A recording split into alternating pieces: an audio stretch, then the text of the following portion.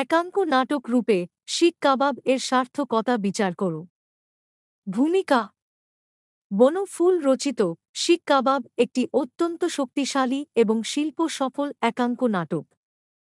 একটি আদর্শ একাঙ্ক নাটকের গঠন শৈলী, চারিত্রিক বৈশিষ্ট্য এবং সীমাবদ্ধতাকে বজায় রেখে নাট্যকার যেভাবে এতে মানব জীবনের এক নির্মম সত্যকে তুলে ধরেছেন তা সত্যিই প্রশংসনীয়।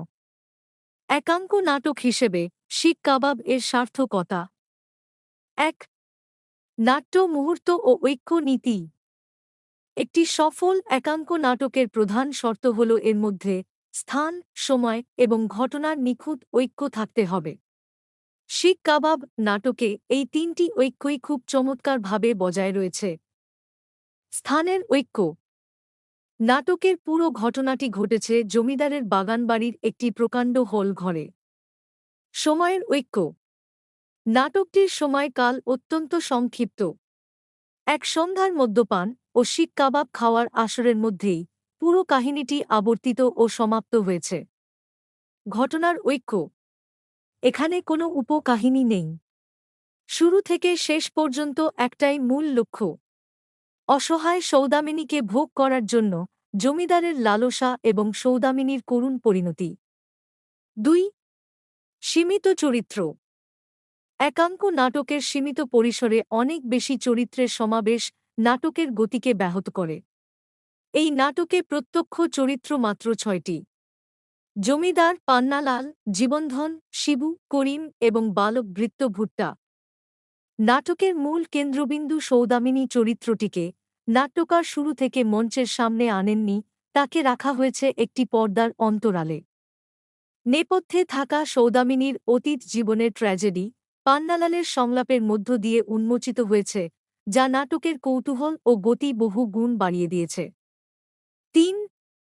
তীব্র গতিময়তা ও আকস্মিক সমাপ্তি: পূর্ণাঙ্গ নাটকের মতো একাঙ্ক নাটকে কাহিনীর ধীর বিস্তারের সুযোগ থাকে না।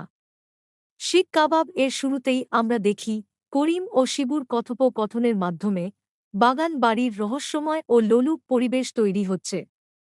এরপর জমিদার ও তার সঙ্গীদের মদ্যপানের আসর এবং সৌদামিনীর রূপের বিবরণ নাটকটিকে চরম উত্তেজনার দিকে নিয়ে যায়। একদম শেষ মুহূর্তে যখন তারা সৌদামিনীকে ভোগ করার জন্য পর্দা সরায়, তখনই ঘটে চরম আকস্মিক বিপর্যয়, এন্টি ক্লাইম্যাক্স। তারা দেখতে পায় সৌদামিনী মৃত অবস্থায় ঝুলছে।